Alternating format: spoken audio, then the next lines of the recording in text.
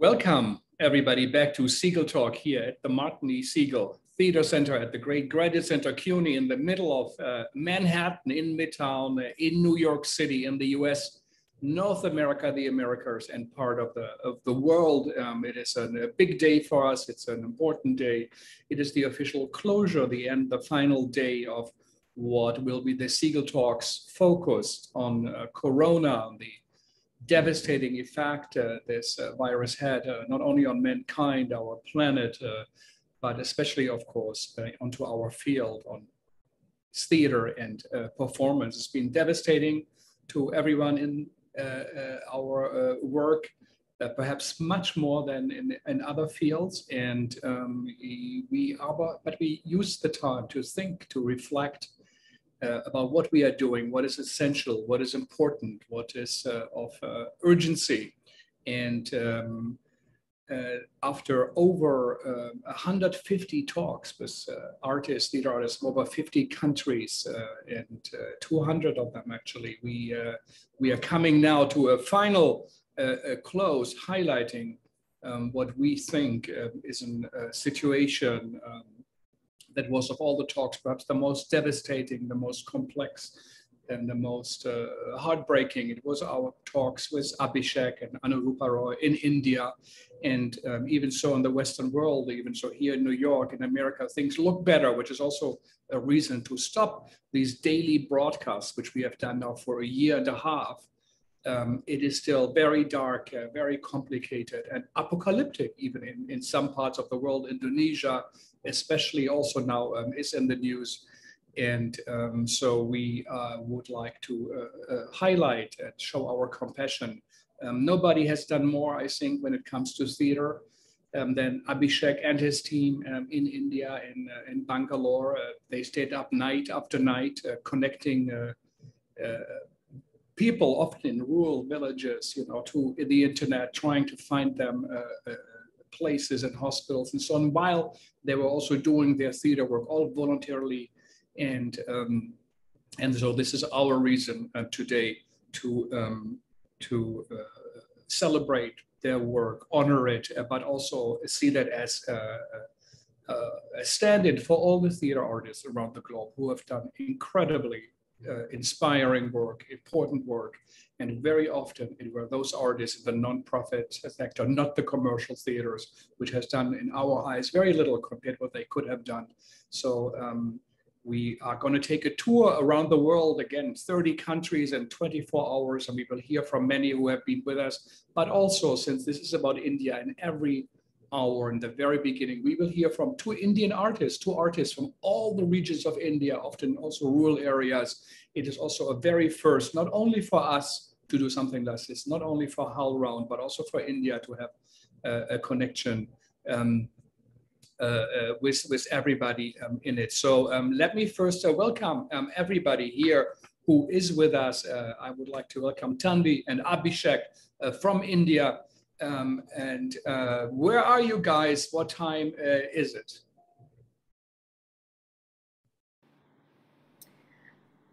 Abhishek? Thank you, Frank, for having us here.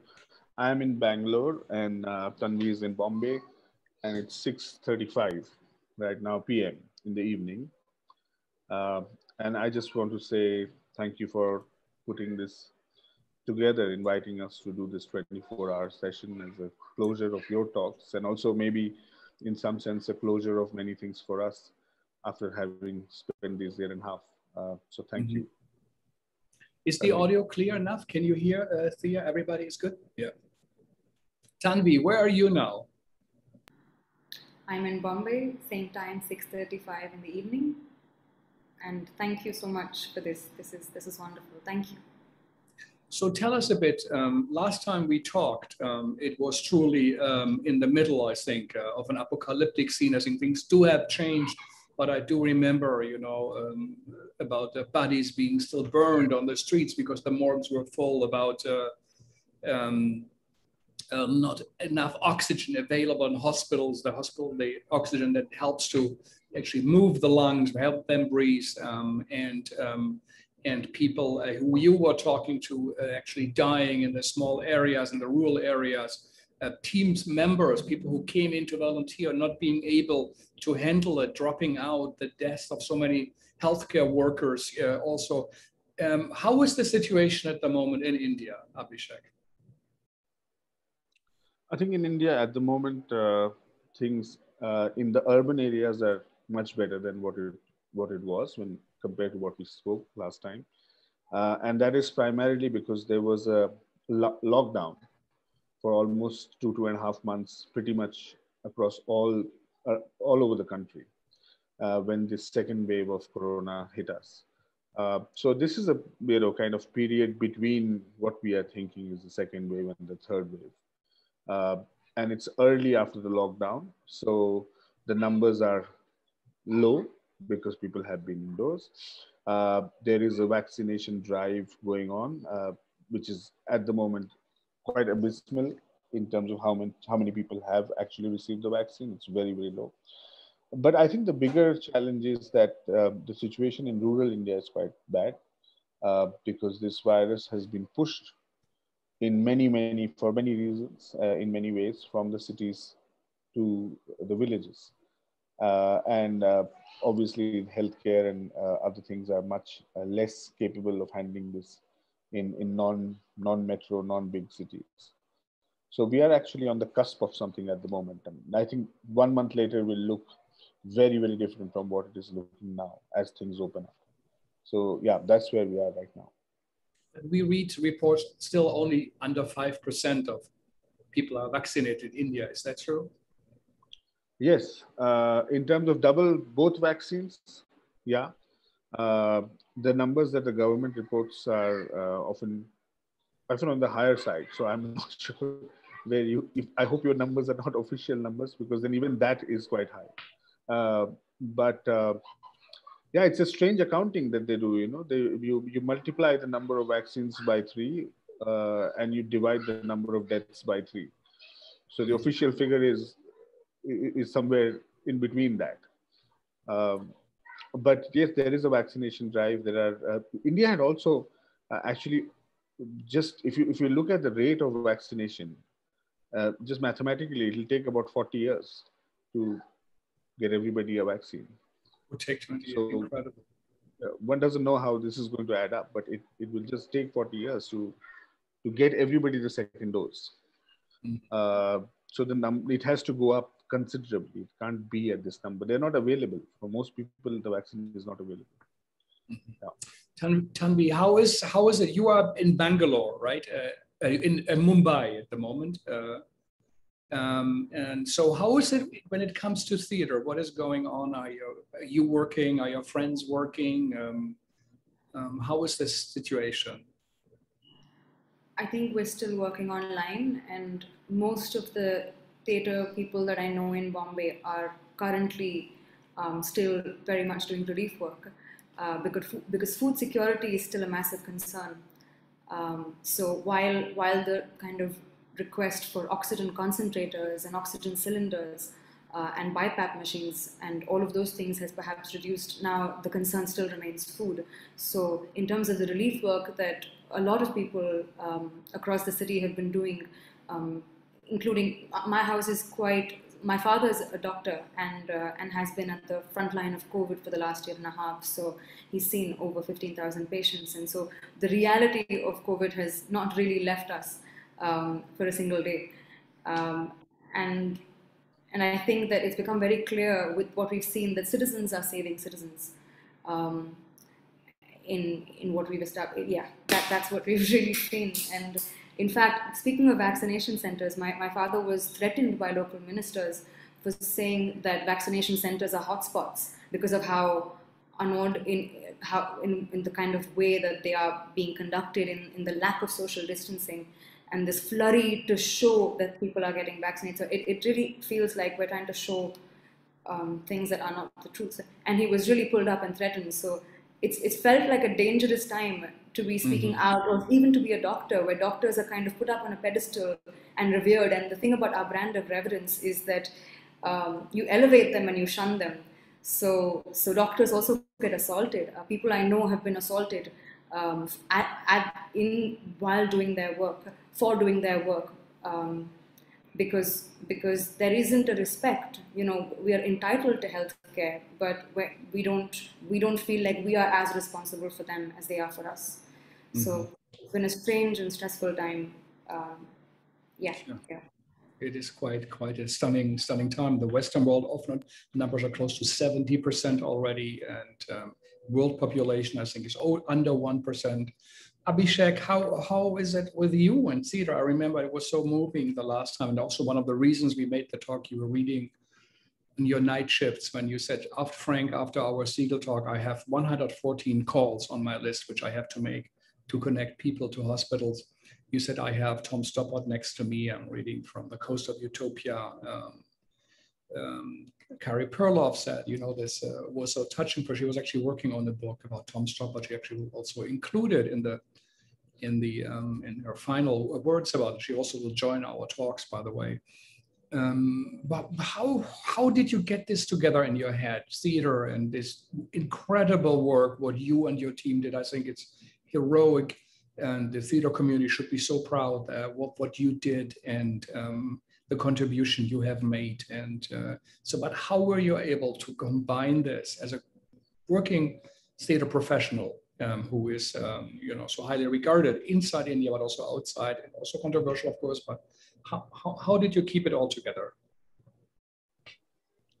Yeah, I think firstly, you know, the work that we did was just a very small part of a huge task which was taken up, as Tanvi said very correctly, of citizens saving citizens. And there were many theater people who were part of these, you know, different groups that were trying to bring food and then oxygen and so on and so forth to people. And I think this happened because of, there are three parallels between the theater and relief work in India, which I discovered while we were doing this.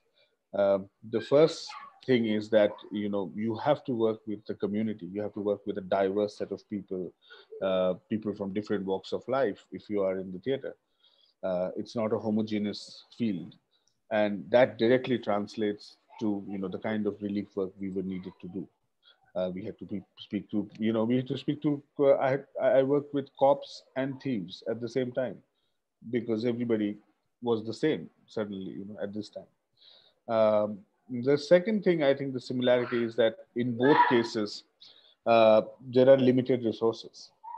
We are very used to working, figuring out a way of putting up a play or, you know, taking plays there with very limited resources. And that turned out to be quite an asset, the ability to do that during this period of managing to get network people and get things together. And I think lastly, you know, what is quite strange is that generally when we are in the theater, we are always trying to convince people that theater is as important as food and oxygen. We spend our whole life doing that every day. And this was the time when we were actually trying to convince people that it is about food and oxygen. It is about giving food and oxygen. So it was much easier to convince people on that. Mm-hmm. And ironically, I think what is very strange is that we had to convince so many people, including, you know, ministers and people high up and authorities, in order to just provide food and oxygen. Also, I think there is the kind of integrity that people associate with the theater. So although we have no real power, but it turns out that we have some power because of the perception of integrity that theater people have, that they are telling the truth, they are asking the right questions. So that, I think, helped us enormously to do this together. Yeah, amazing. Let me introduce our two other guests. They are already visible and they're with us. So we have Thea Rodgers, who is the great producer from HowlRound for a year and a half. She has spent with us every morning, making sure that our broadcasts went out, that we connected to the people around the world. And Professor Marvin Carlson, the great Marvin, the most prominent theater historian in the world, who has been also greatly supportive of our Segal programs. They are also possible because of his support, which he also made towards our center. But he has been a great a colleague, a friend, a supporter, and contributor to this series. I'm going to come back to both of you, but Thea, first, tell us a bit about HowlRound and where did where does this series fit in? What did you think of it? Oh, of course. HowlRound is a Center for Theatre Commons. We have a journal and a blog online, as well as a live stream channel. And it was created with the idea of decentralizing the theater conversation. So anyone with internet access could have the same access to conversations anywhere in the English-speaking, for the moment, world. So whether you are in rural Kansas or in New York or in this case, is it Bangalore? You can still access the same conversations, discussions, things that are happening, developments that are happening in other parts of the theater communities. And we can get very much in our bubble, and that's as true of New York as it is of anywhere else, and true of the United States. So we're also really excited to hear from other parts of the world to start to pop the United States theater bubble. So it was really incredible on our end to hear all of these Segal talks from all over the world, perspectives from theater artists, obviously in a moment where we were all experiencing not the same exact thing, but this moment in such different but also similar ways. Incredible. And how was it for HowlRound, the whole idea, the whole experience for the COVID? What changed? And also for you, how did you all go through this? I mean, it was interesting because HowlRound is an online platform, so we were in many ways prepared for going inside and prepared for this lockdown, and prepared to support people through it, which I feel very, very honored to have been a part of that and a part of HowlRound in that. I've been working with them with their live stream channel for the last seven years, and it's always been very, very slow stuff here and there, the same companies coming back. And this year, it was incredible to watch everyone learn how to do this, or learn how to connect through this format, reach audiences that they'd never reached before. Difficult and not the same as being in person. We're all theater people. We all experience that difference, but to have this in its place when that isn't available was very special for me, I think. Yeah, and it's incredible that HowlRound in a way was created just for something like this, right? That you were there, that it has been established. Emerson College, who was part of the creation of it, and I think it's a service that was crucial, I think, and still is for the time here. And how did you experience it? As you're also an artist, but you're also a producer. How was that time for you? Incredibly difficult. I never got into Zoom theater. The in-person aspect of theater was always the most important thing for me. So I have in many ways stepped away from the creation of theater for this time and stepped into this role. This is what I've been doing for a year and a half, almost full time, often more than full time. There were many, many months where this was, I'd wake up, I'd sign in to Zoom. And then, 14 hours later, I'd go to bed and do the same the next day.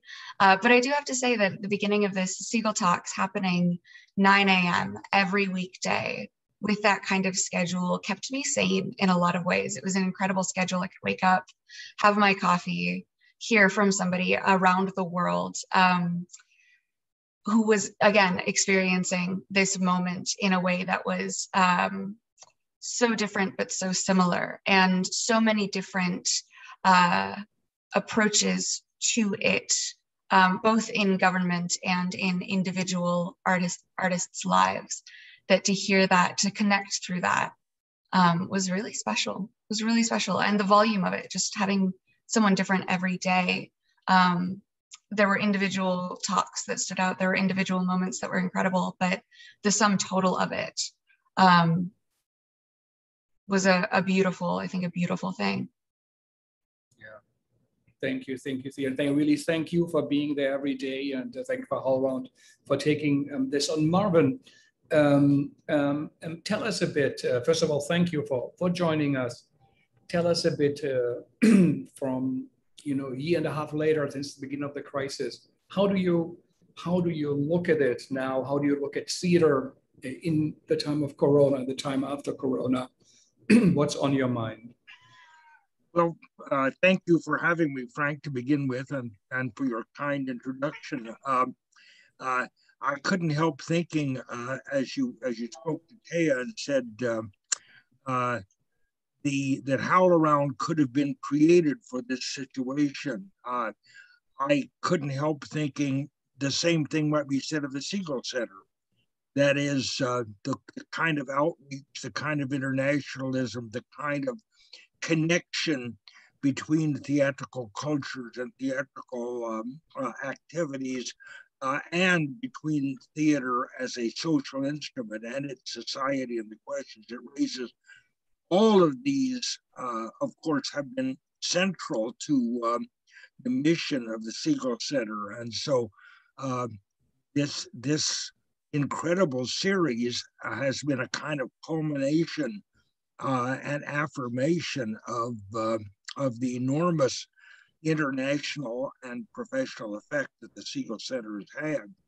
So I have to begin by that.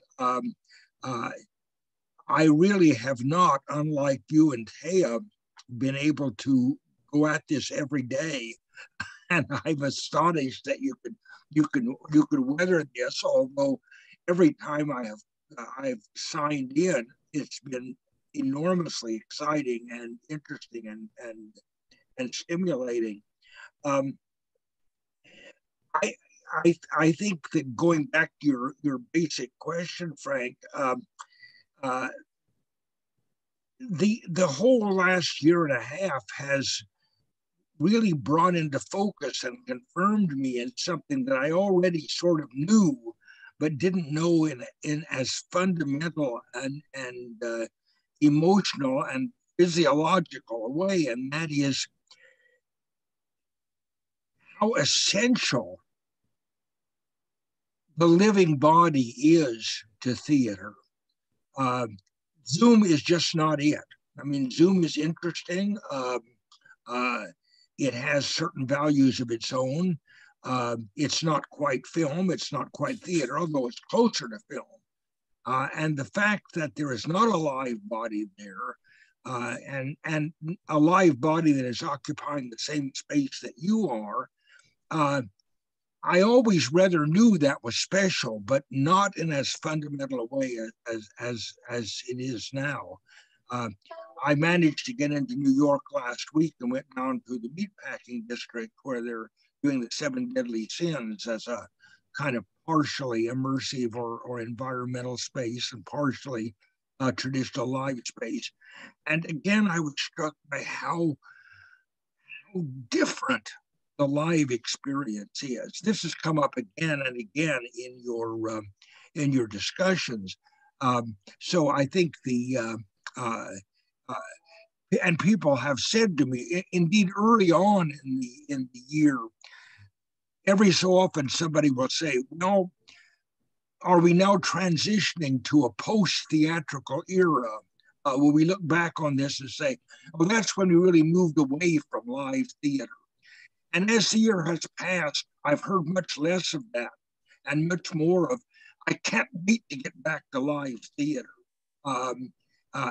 I think this is, if anything, has confirmed the fact that we as sentient beings desperately need live theater for a way of exploring ourselves, our world, our social questions, and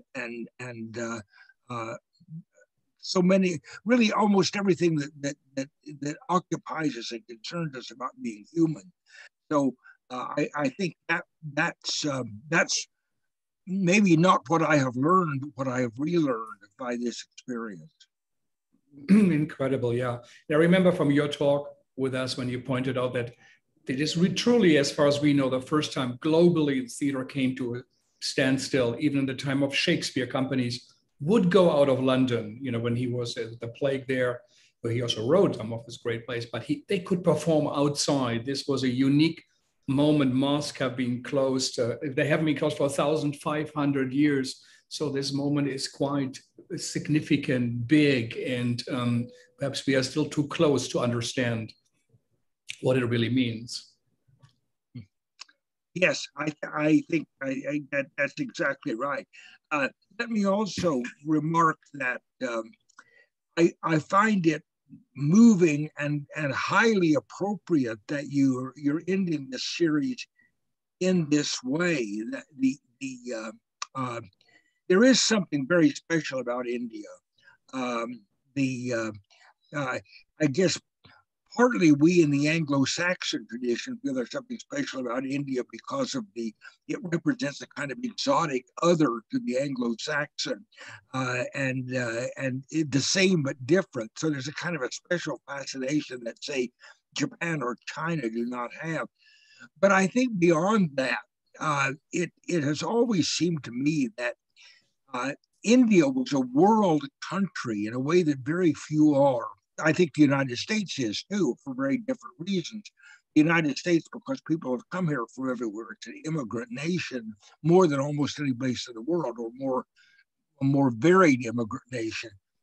India's the situation is different. There has been, of course, a great deal of immigration, but India has been, from the beginning of recorded history, the crossroads of culture. People have come there from all different directions and brought different things that have mixed or not mixed. I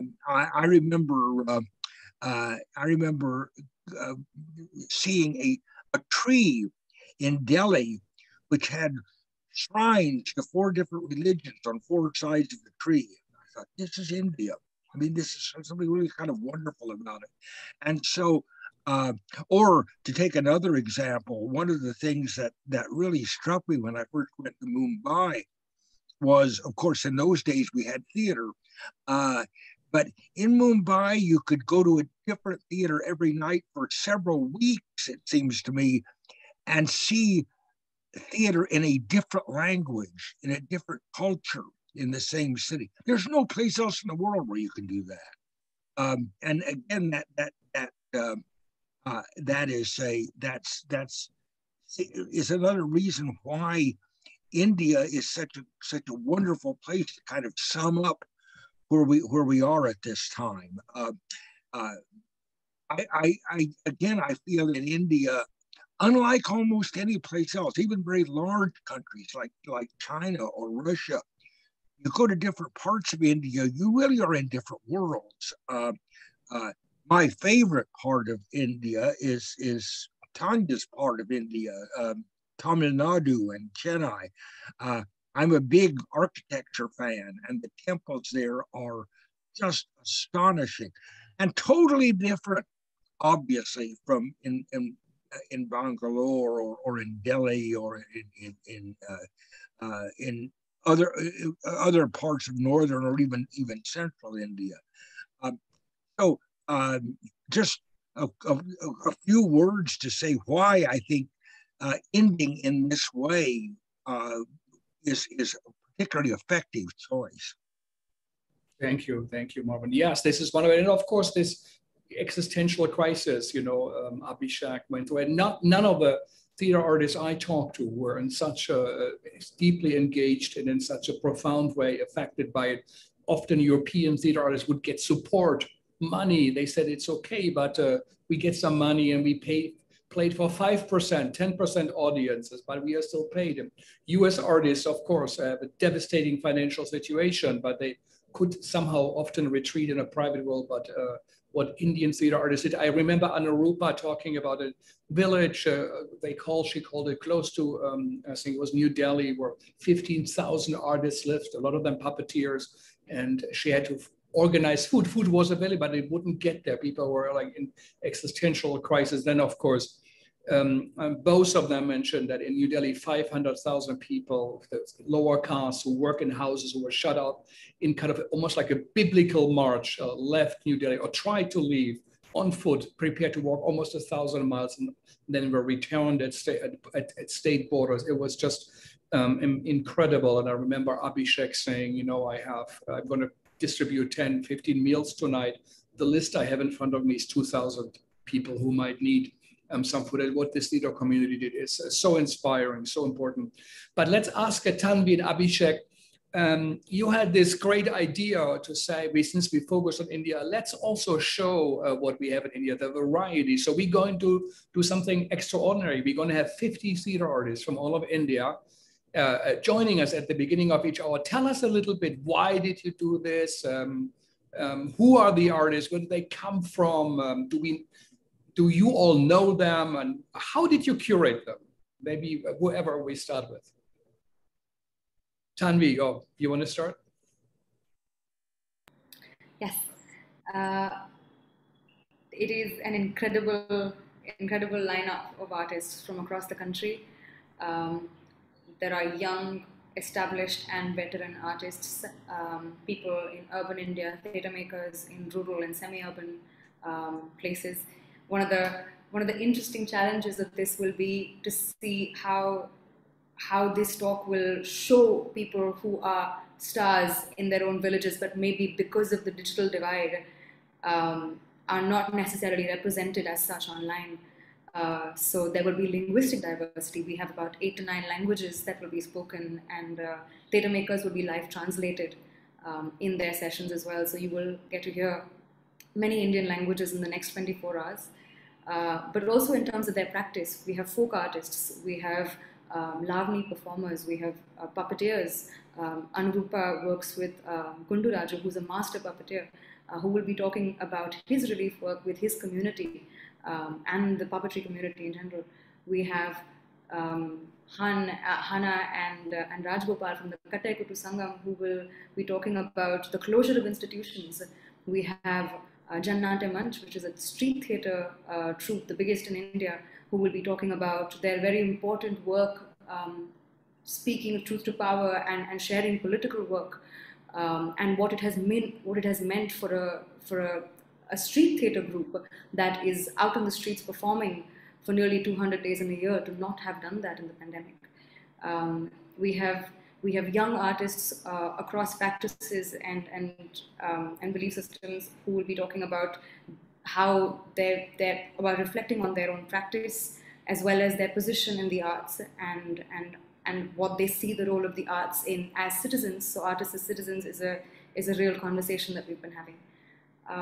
But no, it's a brilliant group of people, and I'm very personally excited to be co-curating this because I began my theatre journey about 10 years ago as apprentice to a lot of these people, including Abhishek. So now to be with them on the platform and to collaborate with them on this is very inspiring. So, yeah. Has this ever happened that these artists came together in some way in India? Not on this scale for sure, but also I think linguistically perhaps there are groups of theatre that often talk to each other, the commercial Marathi troupe, the Gujarati, the Hindi. So to see people having a conversation across different backgrounds of theatre is not very common.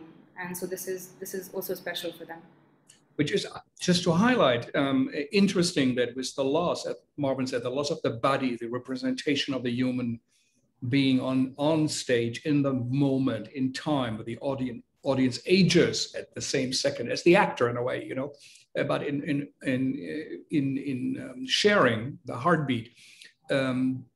Zoom did allow us all this time to connect globally, like also, I think as far as we know, from a theater community to get together from 30 countries in 24 hours has never happened.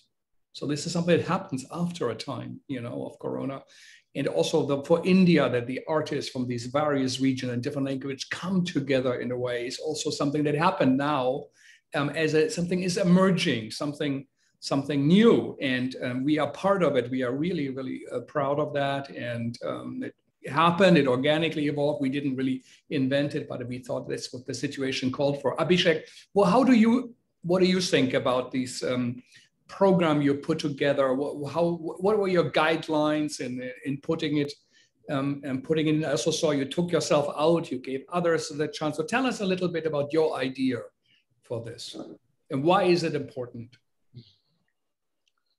I think, firstly that although it seems like a very modern thing right now that we are on Zoom and different places and doing this for 24 hours, it reminds me of traditional performances, because in India, most traditional performances happen for, a month, and it's 24 hours. And, like there are certain Ramlilas, which are performances of the Ramayana, where the village travels with the performers. So the act is moving between, it'll happen for 1.5 months and it will end in a different village. So this thing about having a performance for 24 hours, it actually reminds me of some performances that I have seen in my childhood, which were like this, which is where you watch the performance, you brought your food, and then, the driver of the only car in our neighborhood would become Hanuman, the monkey god, in the evening. But, then he would also, there's this sort of exciting metamorphosis of things in terms of the way we think of time. This particular event reminds me of classical theater rather than something postmodern and sort of on the internet. So which I find interesting in any case. But in terms of curation, really, I was really glad that Tanvi agreed to come on board. She has a very vast experience of researching and archiving. And for many years, between many of us theater practitioners, one of the conversation was that, where is Tanvi now? Because she was with somebody or the other researching. So we used to ask each other, where is she right now?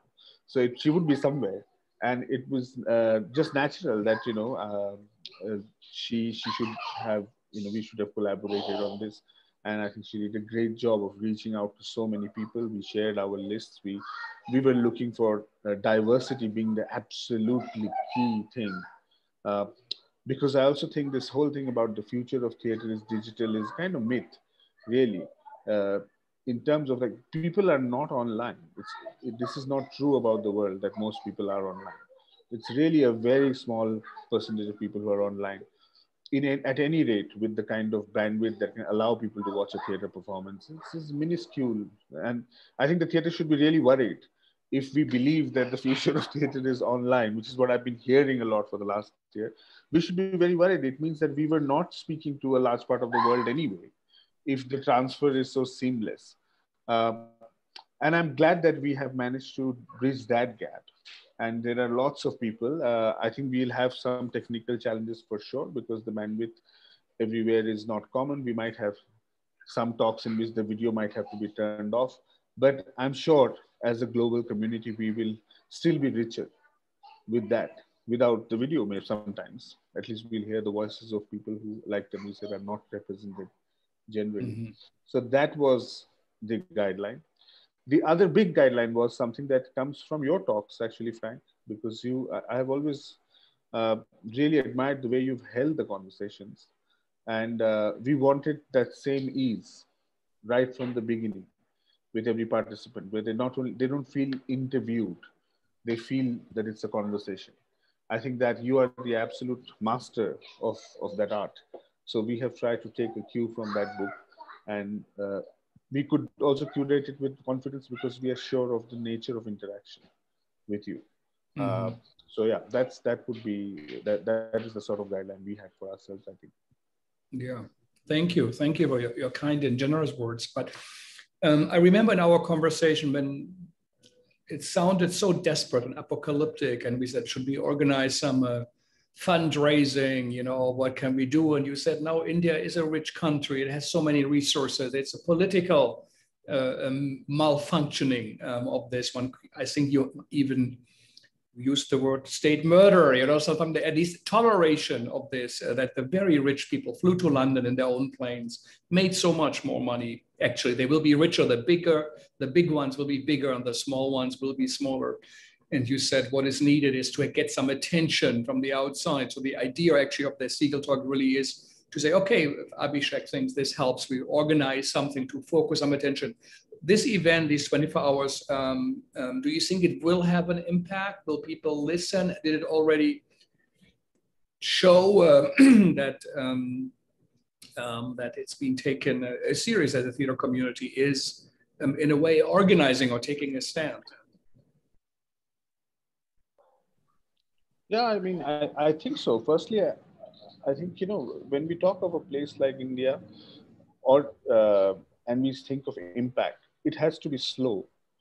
I don't think a country of this age and this size can have narratives which have impacts tomorrow morning. The most, authoritative book on India that people still quote is from the, 11th century, written by an Arab traveler. And I would echo what Marvin was saying. Our first books were written by Arab and Chinese travelers. So it is a place where people have been traveling. So I am sure the impact of this particular conversation will be seen over a long period of time, and will be seen from various contexts. It's not just what people said, but how many people said, and in what all languages were they saying, and which words echoed in different languages. I think that's really the impact. Because our government is so obsessed with what it calls a good image of India abroad. And I think it's very important to establish that India's image is not dependent on any government of 5 or 10 years. It absolutely is inconsequential. No government can make the image of a country which is this old. And so we want to displace that. We want to displace that idea that this is not about a bad image. This is about what happened and what continues to happen. And I think we are a global country and we need to have this conversation globally. Mm. Your work has also been controversial. You have gotten into trouble. Your Tibet plays about Pakistan, where you went to. How is the impact, of this? I remember when we prepared, you say make sure we say, things already changed from last month when we spoke last time. Yeah. So is that is that controversial, or is that a welcome initiative, what we're doing now? I think at the moment, it's neither, because it hasn't happened. But I'm sure once it happens, it will be controversial, what we are doing. By the day after, it will be a controversy. It might be a controversy by tomorrow afternoon.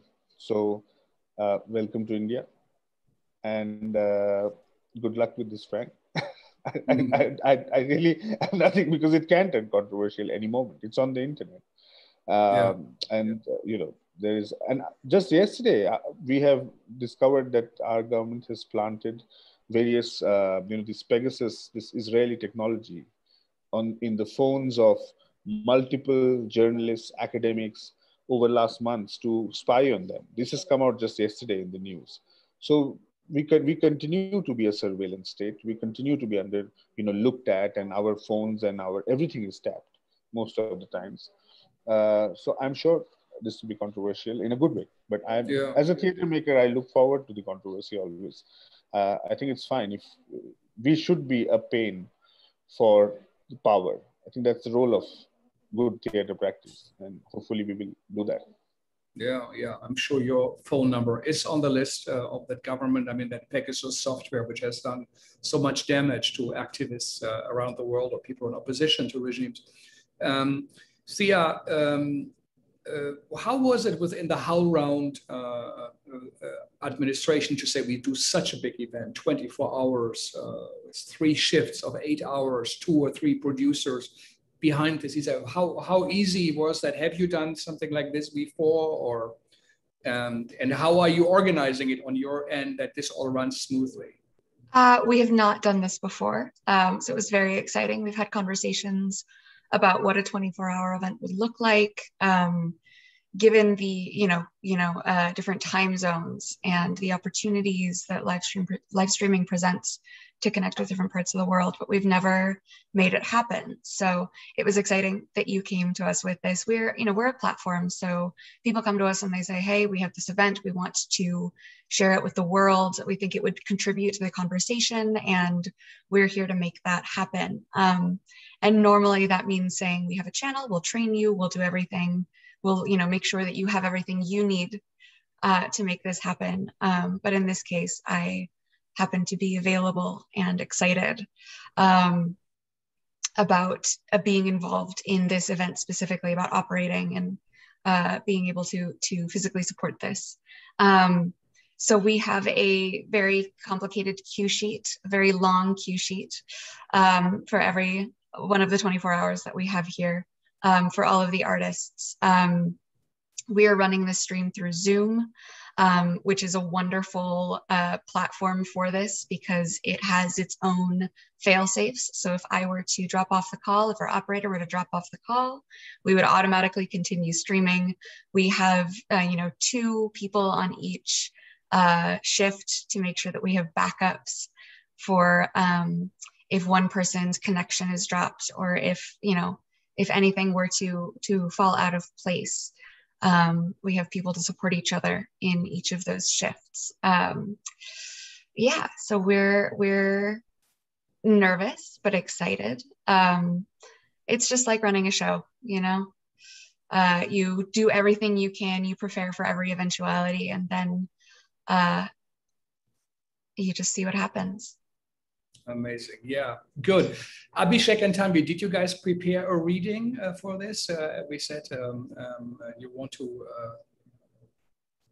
because we're going to now move into the artistic part where we'll talk about it. So let us know if there's something you prepared for this 24 hours to start it all off. Yes, thank you. We've also suggested that each of the artists bring in something, an excerpt, a reading, which they dedicate to someone, to another artist or someone. So I would like to dedicate this to the 15 patients, the 15 COVID patients that my father has lost in the last year and a half. The youngest of who was a 54-year-old sole breadwinner of a middle-class family. So this is for them. The poem I'm reading is a Gujarati poem. I am a Gujarati, which I'm from, my ancestors were from the state of Gujarat. And this is called Tare Bolvanu Nahi, which translates as You Shall Not Speak.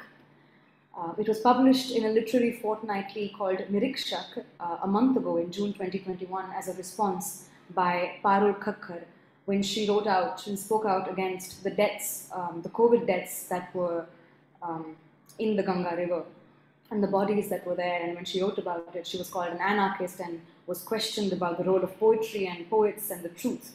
And it's really relevant to our conversation as well, because the only non-artists I think who are joining our 24-hour marathon are the daughter and nephew of Vara Vara Rao, the poet activist, who will be speaking about their family's experiences and what it means to be a poet activist and somebody who's writing poetry to speak truth to power in this country. So Parul Khakkar is one such poet. Tare Bolvanu Nahi. I will be saying it in Gujarati and then translating it in English. Bhale ho peed paravar, tare bolvanu nahi. Kare hayu bhale chitkar, tare bolvanu nahi. Tane આદેશ છે કે જીભ કાપીને મૂકી દેજે. હશે તારાએ જય જયકાર, તારે બોલવાનું નહીં. જરા ઇતિહાસના થોથા ઉઘાડીને મનન કરજે. જે બોલ્યા તે થયા છે ઠાર, તારે બોલવાનું નહીં. તને તો એક શું લાખો ખબાઓ આપશે ટેકો. શરત છે એટલી દોસ્તાર, તારે બોલવાનું નહીં. અગર બહેરા નગરજન સત્યની મહેફિલ સજાવીને કરે ઇરશાદ 100 બાર, તારે બોલવાનું નહીં. Which translates as, you shall not speak. The pain will get unbearable, but you shall not speak. Even if your heart screams, you shall not speak. They will force you to slash your tongue and keep it out of sight. Many more will cheer you then, so you shall not speak. Open those thick volumes of history and look. Those who speak up have been shot, so you shall not speak. Not one nor few, but millions will lend you their shoulder. Remember their condition, though, that you shall not speak. If deaf citizens host a gathering to celebrate spoken truths and implore you over and over to speak, you shall not speak. But I am very happy today that we are talking, we are speaking and speaking up, and that we are speaking our truths to one another, and we are speaking truth to power. So I am very grateful. Thank you. Thank you. Thank you, Tanvi. Wonderful. That's very, very powerful words, and also new words. Abhishek, did you prepare something for us? Yeah, I thought I'd read a little bit from one of the pieces that I wrote this recently. It's from a monologue called Najma, the Najma trilogy. It has another Urdu name, which is Najma Nama, and it's about a sex worker called Najma who lives in the city. And it's a one-woman monologue. She plays 3 roles. It opened in Tara Arts in London a few weeks ago. So I'm just presenting an excerpt from that. This is the beginning. Najma is sitting on her bed, smiling. Next to her is a cosmetics box. She's 27, red lipstick. She's wearing a shiny top and cheap but bright skirt. The clothesline has a bed sheet on one side, behind which one can change clothes, a pair of high heels, mobile phone with headphones. She smiles a fake smile in silence and says, bye, bye-bye, bye. She gives a flying kiss. She gets up hurried, runs back to the back of the bed sheet, cleans her mouth in a hurried manner, spits. Thank Allah for sinners. Would have starved otherwise. Who knew the road to paradise was littered with tin shells? The virtuous go to heaven, the sinners go to hell, and the rest of us set up shop, survive, provide service. I'll leave tomorrow, go back to my village, the city, Allah, the city. It's shut completely day and night. Who would have ever believed it? The government has started a train after 2 months for us to go back to our villages. Tomorrow I have a seat on it, finally. We have advanced, a sahib said, lying on top of me one night. He was extremely high on a bottle of whiskey when he said, "You are fortunate to be fucked by a superpower," and laughed out loudly. We have advanced. There is an app. Log into the app, fill details, press enter. Next page, enter more details, upload photograph, upload your national identity card, details, press enter, and immediately the network goes off. Start again, enter, enter, enter, and again repeat over and over. All this to be done by me, Najma, who never got to see a school, never read a word in my life, never had a piece of chalk to call my own. Tried it over and over again, none of it worked. Provided service, full service to a timid man. Turned on but terrified of dying of the virus. He works for the party, got my name on the list. I have no idea how the virtuous survive. What do they do? How do they get seats on train? I'll stop there, I think, for sake of time. Thank you. That goes on. Yeah. That goes on. So she's reflecting on her bed about what she does to survive and the goods and virtues. Yeah, and how to escape the city. She wants to escape the city and how. So the second part of it is with her sister who's in the village. And the third part is her last customer who visits her. Mm-hmm. So that tells the story of development in one sense. Development, how to get out of a situation and dreaming and thinking about change. That is a very, very powerful. Marvin, maybe also as a comment, you wrote that what I think is a brilliant book, A Short History of Theater, that overviews like an astronaut's view on theater around the world globally. That's also why we have you here. I encourage everybody to read it. I'm sure you thought about it, and but do you think this is just a brief pause, or do you think we are witnessing a dramatic change in mankind's engagement with art and what art means?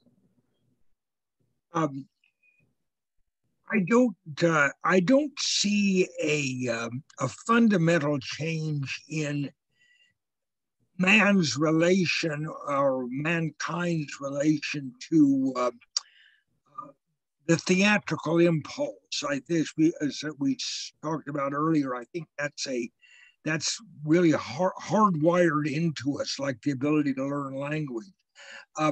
On the other hand, I do think that the global crisis has surely going to make an ongoing effect on our idea of who we are, what it means to be human, what it means to be related to the world. There are so many different things that are feeding into forcing us into a change of attitude. Obviously, the COVID crisis itself, but equally obviously, or even more obviously, the climate change. And then behind both the COVID crisis and the climate change comes a recognition of all that that needs to be re-examined about our society, about our class structure, about our economic structure, about our ethnic structure, our assumptions and our histories. All of these are now really brought into play in a way that they have not before. And I think that while I don't see a radical change in the operations of theater itself, I do see a radical change in our understanding of and our exploration of our social and psychological world, which inevitably is going to change how theater works and how it operates in this global community. Yeah. I mean, it is quite something. History will tell in 20, 30, 100 years from now, we will exactly know what happens, what was important or not. And there are two models. One is it's something we get over. It is like a bad flu mankind had, and the other idea, which many speakers pointed out, this is the very beginning of a new time. The ecological crisis will be coming. It is just a rehearsal. It's a dress rehearsal, like Bruno Latour, Frédéric Aitouy, who said, this is something we cannot screw up. We have to learn from it. This is an emergency. And if mankind doesn't react right, this will be the beginning of an end. And there is even the idea of an extinction of a species. It's no longer unthinkable. If there is a virus where no vaccine could be found fast, we now know, because everyone travels and the global connection, we have no defense mechanism, but the ecological crisis, which is looming, and what we see now in Germany with floodings and everything, this is something we need to address. And theater also has to take care of that, has to not just entertain anymore and make people, give them that famous Broadway smile, but to really point out to what is real truth and important. Abhishek and Tanvi, maybe tell us about the names of all the teams involved in India who are helping us, and tell us a little bit about the artists we are going to meet now. Are we speaking about the back end teams? Yeah, so we should say thank you. It's an amazing lineup of people we have with us. Yes, we have currently on tech, we have Jeshran Tao and Rachit Khetan, who are running tech for the first 8 hours non-stop. They will then be joined by Thea and Travis Emil from HowlRound, who will go for the next 8 hours. And then we have Kaushiki Gupta and Kritat Karanchkar, who will be there for the last 8 hours. We also have 2 stage managers, Shraddha Raj and Meghna Talang, who will be here in 6-hour shifts, so they will alternate between one another. We have a brilliant social media team who is live streaming and live tweeting and live posting about the event on all of our social media. Their names are Shannon Fernandez, Nihar Nair, and Elton. Yeah, we want to thank Jonathan Slav, who helped us in New York City to get the word out, Andy Lerner, HowlRound, everybody, VJ, who greenlighted the project. So it is really amazing. So now we're going to do the first switch over. I'm excited, to the Indian artists, and a few words about them, or we do it when the session starts. So thank you all for participating. See ya.